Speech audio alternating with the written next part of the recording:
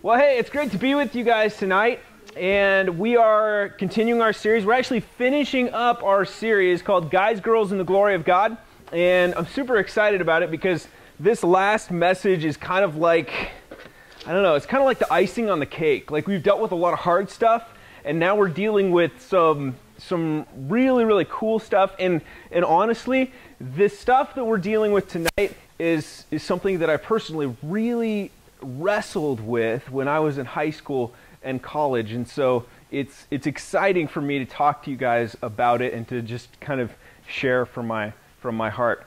We're talking about finding the secret to finding true love. What's the key to finding true love? And I know all our thoughts go right back to Princess Bride and marriage, love, true love, and when it comes to it, though, it kind of makes you laugh when you ask the question, but at the same time, it's one of those questions that we kind of all ask ourselves at one point. And maybe you don't necessarily, say, self, what's the secret to finding true love? Maybe you're not thinking that, but you're thinking, what do I need to do? What is the key to figuring out this stage or this part of my life? And that's what I want to talk about tonight. For many people, when it comes to finding true love, they think that there's one thing that's most important. Before the feelings of others, and before loving your neighbor as yourself, and before considering how badly you might hurt someone else, there's one thing that they think is the key to finding true love. You know what it is? Follow your heart. They say follow your heart, and that you never go wrong because your heart knows what it wants. The problem is, when we follow our hearts, we're often following feelings. And feelings often change, right? You guys remember that old Sprite commercial that said, obey your thirst? And the idea was that if you obey your thirst or your desire to thirst, it's going to lead you to Sprite, because that's the most satisfying thing you could possibly do for your body, for your thirst. The problem is, man, sometimes I feel like Sprite, and other times I really don't. So it's almost, in my mind, it's a really bad marketing strategy. Obey my thirst? Well, today I want a Coca-Cola. Sorry, Sprite, you lose, right? I think Almond Joy got it right. Maybe some of you guys remember this slogan. Sometimes you feel like a nut. Sometimes you don't. Sometimes you don't. And they're saying, man, there are times when your feelings just aren't the same. And so we're offering not just one thing, two things. But I mean, really, is an Almond Joy going to satisfy you every time? I don't think so. Feelings change.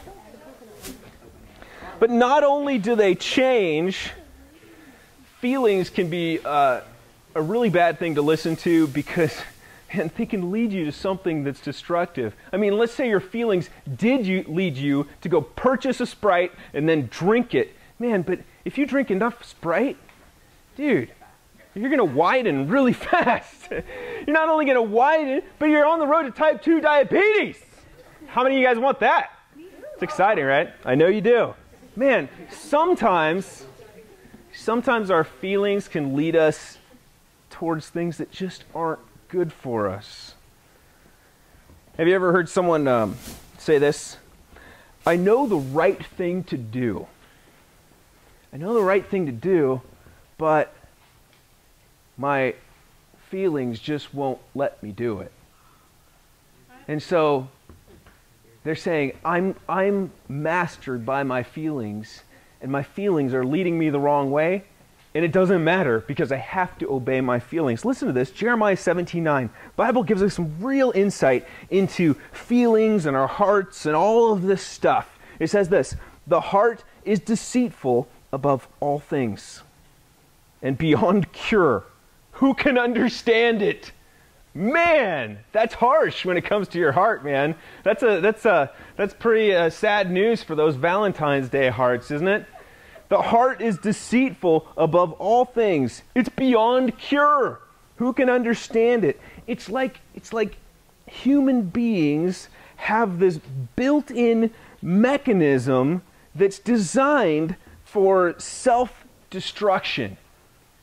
Your heart, the thing that you love to listen to, your desires, it's leading you different places. And the Bible says, man, it's leading you the wrong places. It's deceitful. It's lying to you all the time. And it's beyond cure. Who can understand it? Man, that's tough news. That's what the Bible calls sin. So, yeah, you can go follow your heart all you want. You can go follow it. But realize this, you're listening to something that can seriously trip you up. So you're probably thinking, well, okay, Jared, thanks a lot. You told us what is not the key to finding true love. That doesn't really help us in understanding what the key is. Well, I'm getting there. In fact, I'm there. In fact, are you ready? Yes. Okay.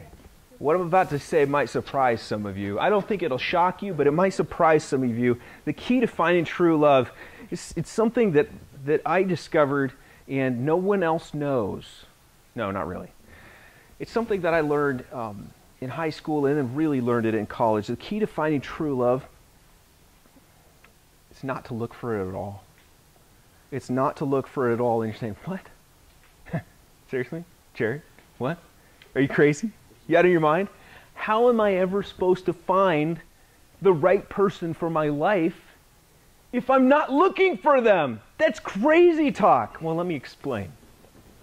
I'm not saying, here's what I'm not saying. I'm not saying give up any thought of ever being in a romantic relationship or getting married or having a family. But what I am saying is check your focus. Check your focus. Man, there's so many things out there that are yelling, screaming out to you for your attention. They want you to look at this. They want you to look at that. They want you to devote yourselves to whatever they are. And looking for love can be a lot like that. It's like this it can become this all-consuming thing. I mean, it's exciting, right? It's challenging, and I think that's one of the things that us guys like about it. It's a challenge. So, you walk around your school campus, and you're like, oh, how you doing? And you're like, let's see. And we start devising in our minds what we're going to do, how we're going to strike up that conversation, how we're going to impress that girl. So when we go to ask her to 7-Eleven to go get a Slurpee, she's going to say, please, I've never had a Slurpee before, please, I want to go. Right? We love a challenge. We love a challenge. And for so many of us, when it comes to looking for love, I mean, there's that potential of just finding something that really brings joy to your life. And so the idea of looking for love can become this thing that just kind of takes over a little bit and kind of distracts us. And you know what? Looking for love and a relationship, it is something exciting. It is something challenging. And it is something that can bring great joy to your life. You know why? Because God made it that way. It's a good thing. It's a good thing. God made and designed relationships. But check out what the Bible says in Matthew 6:33. It says this, but seek first the kingdom of God and his righteousness, and all these things will be added to you. And here's where it all kind of comes together. When it comes to your life's mission, your number one pursuit should be seeking God's influence, God's will be done in your life and in the lives of others around you in your world. And you might be saying, I already know that, Jared. I'm not really sure how this fits in. You probably do know that. You probably do. But the problem with so many of us is that we say, God, I want to seek you first. I want my life to be all about you. Like last week, I want you in the center of my solar system. But then we like to take little breaks from that. And when it comes to different areas of our lives, And there are certain areas that we really want to take a break. It's almost like a spiritual vacation, right? You go on vacation, like I went on vacation with Melissa just recently. We went to Hawaii and we got away from everything, right? I mean, some of you guys, I think I got some text messages and things like that, and I just ignored it. I didn't even want to. I don't want to deal with it. I'm on vacation, right? It's like a different life. It's saying no to everything else and saying yes to what we're doing. And at that time, it was snorkeling with sea turtles, and it was pretty sweet. But we do that with our spiritual lives too sometimes. And with relationships, often what we do is we say, God, I want you to be the center of my life, but when it comes to looking for love, when it comes to finding the right person in my life that I want to date or that I want to get married to, we say, God, I'm on vacation. I'll deal with this. You know what? You can go over here. You got a lot of problems going on in the world, God. You got a lot of problems. You take care of those, and I'll fix this one. I'll take care of this part of my life. And so we say, yeah, we want to seek first the kingdom, but not in this area of our life. I'm going to devote myself to getting this done. And you know what that really says? I mean, think about it. It says, God, I don't trust you to find somebody for me. I don't trust you to get the job done, so I'm going to do it myself. And does that hit home for any of you? It hit home for me. Big time.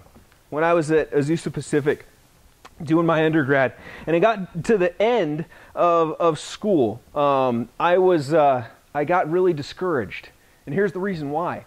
Because Azusa Pacific is a great school, and one of the things that makes it so great, especially for guys who go to that school, is that there's a 4-to-1 ratio, or at least there was, 4-to-1 ratio of girls to guys. So guys, you walk onto campus and you could look like a dog. You could look like the bum off the street walked onto campus, and the girls are like, whoa, who's that over there? Who's that? It's a man! If you're halfway decent looking and you bathed, this morning, you walk around like a stud. You're just like, how's it going, ladies? Yeah. You just walk into class and, you get like 50 looks and you're just like, whoa, yeah. Everyone who goes to Azusa, people who go to the Azusa often end up with their BA or their BS degree or whatever, but they also end up with a different kind of degree at the end of their time at Azusa. And I remember graduation day. I remember my name was called, and I started walking up. You see, up until that point, there was still a chance. Up until that point, even on graduation day, I was like, it could still happen. She could still be here. We could, I could trip over her or something like that. I'm desperate. Something can happen. And I remember walking up to the stage and thinking, well, this is it. This is it. It's over. All my chances. The window of opportunity is closing. And I got that diploma, and I thought, man, I am going to be single for a very, very, very long time. Was I trusting God? Not at all. Not at all. I was so focused on how I was going to do it, and I had strategized just exactly how it was going to happen, and it didn't happen. And I was discouraged, man. But then something strange happened. It totally changed the way I thought about looking for love, and it came from Colossians 1:16. It says this: "For by him," by Jesus, that is, "by him all things were created." It says things in heaven and on earth, visible and invisible, whether thrones or powers or rulers or authorities. All things were created by him and for him. That's a verse we just talked about last week. He is before all things, and in him all things hold together. He created all things for himself, and through him, he's holding it all together. He's in control of all things. He was before everything that existed, and he continues to rule and reign today. I mean, he causes the planets to stay in motion just right so they aren't colliding with each other and exploding. He causes those stars to stay lit. I mean, he causes the molecules inside the cells of your bodies to say, stick together, guys. Come on, guys, stick together just a little bit longer. And so you live another day. Man, he's in control. And I remember thinking, man, if God can do all of that, the big things as well as the things on a microscopic scale, man, why can't I trust him? Why can't I trust him to bring the right person into my life? It's like there was a faith crisis here where I believed one thing and said God was completely in control, but when it came to certain things in my life, I didn't trust him at all. God, you're off doing other stuff. Yeah, you care about my salvation and you forgave my sins, but when it comes to my love life, you don't care about that at all. And that's just simply wacky thinking. And I remember realizing I'm just all wet. I'm all wrong.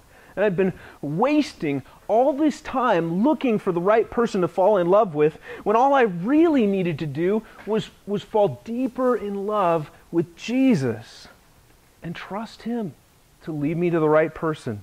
I discovered this. This should be in your notes. I discovered that the key to finding true love is not to look for it at all, but instead to seek first God's kingdom and to trust him to do the rest. To trust God to do the rest. Here's a rather long passage for you, but it's so good. Listen to this. Matthew chapter 6, 25. And a lot of you guys will recognize this. Listen. Therefore, I tell you, do not be anxious about your life. Don't be worried about your life, what you will eat or what you will drink, nor about your body, what you'll put on. Is not life more than food, and the body more than clothing? Look at the birds of the air. They neither sow nor reap nor gather into barns, and yet your heavenly Father feeds them. Are you not of more value than they? And which of you, being anxious, can add a single hour to his span of life? So you worry about your life. Is it going to get longer by you worrying? No, that's crazy. And why are you anxious about clothing? Consider the lilies of the field, how they grow. They neither toil nor spin. Yet I tell you, even Solomon in all his glory was not arrayed like one of these. But if God so clothes the grass of the field, which today is alive and tomorrow is thrown into the oven, will he not much more clothe you? And then Jesus says, O you of little faith. That's really what's going on here, right? We just don't trust God. God, you're taking care of a lot of stuff, but when it comes to finding the right person, for my life, this is just too big a task for you. It's crazy, isn't it? And don't forget that this is Jesus who's talking here. He's the one who started it all. He's the one who keeps it going. And he makes sure that the birds of the air are taken care of. And yet, for some reason, we have the hardest time believing he's going to take care of us. Verse 31 says this. Therefore, do not be anxious, saying, what shall we eat, or what shall we drink, or what shall we wear? For the Gentiles seek after all these things, and your heavenly Father knows you need them all. But seek first the kingdom of God and his righteousness, and all these things that you need, and God knows that you need them, all these things will be added to you. This is the formula for how we should live our lives, every part of our life. But in particular tonight, your love life, or the lack thereof. We're to live with one goal, and that is to seek the kingdom of God. That everything around you, in your life and outside of you, your body, should bring glory and honor to God. We should seek God's kingdom when you're doing homework, when you're having lunch with friends at school, when you're playing sports, when you're what do you say, doing drama? What do you say, performing drama? When you're dramaing, when you're getting lectured by a teacher, when you're doing chores, when you're at work, when you're online, when you're with people, or when you're alone, when everyone else around you seems to be dating everyone else. And yes, when you're talking to that person who you think might be the one. Seek first his kingdom and trust that he's going to do the rest. You might be thinking, as I had thought, but what if God chooses someone for me I really don't like? Right? I mean, what if she's really not that pretty? Or what if he smells like beans? I mean, God, I don't want that. I don't know if I can trust you with this part of my life. I really want someone awesome, and you might bring someone into my life that's just, I don't know. Listen to this. Jesus says this. Jesus knows that we have this problem. He knows that we have this problem where we just absolutely do not want to trust, no matter what. And our hearts are telling us all these things. Don't trust God because of this. Don't trust God because of that. Jesus says this in Matthew 7. He says, which one of you, if his son asks him for bread, will give him a stone? Quincy comes up to me and she asks for her big girl cup with milk, you know, and I go in the garage and I put battery acid in it and say, here you go. Right? You just don't do that. He goes on, he says, or if he asks for a fish, will you give him a serpent? Dude, that's harsh. He says this, if you then, and Jesus is so awesome because he's just real. He's just real, and he doesn't mince words. He just like throws it out there. He says, okay, guys, okay, I know the answers to all those questions. He says, okay, if you then, and then he adds this, who are evil, just says, I know you guys. I know you guys. You really do want to give your son a serpent. You probably think it was funny. Jesus says, if you then who are evil know how to give good gifts to your children, how much more will your Father who is in heaven give good things to you? Give good things to those who ask him. Do you get it? Do you get it? Jesus is saying, you can trust God. You can trust him. You give good things to your kids. God's like the ultimate awesome dad. You ask him for something good, he's going to give you something good. He's going to take care of you. He always gives good gifts that are good. In fact, they're far better than anything else that your heart could have dreamed up. Now, don't get me wrong, this isn't a secret formula to getting whatever you want in life. God's not like some genie where you just rub his belly, and he's going to go, whoop, what do you want? He's not like that. He's not like that. But here's what I want you to get, and this wraps it all up.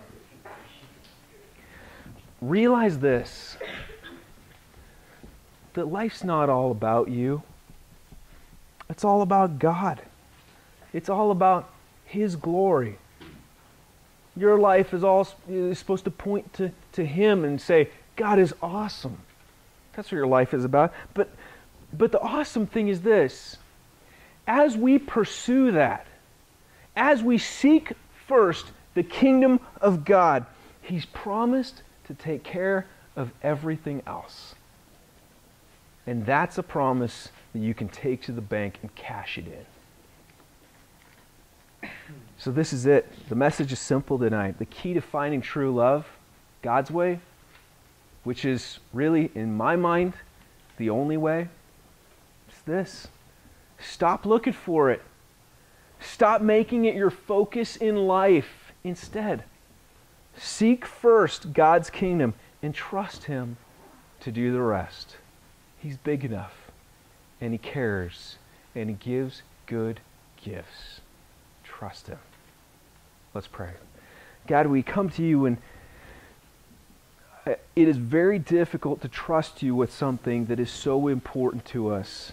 It's so, well, it strikes us deeply in our hearts. Our hearts are long to be loved and to love others and to be in relationship. We're designed for that. We desire to be in relationships, Lord. And it's so easy for us to say, God, I'm taking a break. I'm taking a vacation from putting you in the center of my life. And I just got to go accomplish this. I got to go figure this out on my own. Lord, help us to fight against that. Help us to realize that that's not what's best for our lives. Lord, help us to surrender even this area of our lives, that we might say, God, you know what you're doing. You're big enough. You're strong enough. You know a lot more than I do. God, you bring the right person to my life. All I want to be about is seeking your goodness, your glory, honoring you inside of my life and everywhere else. Lord, we love you, and I pray for these students that you would just do something inside of them that causes them to have an even deeper love for you this evening, even as we go to small groups right now. We pray these things in the mighty name of Jesus. Amen.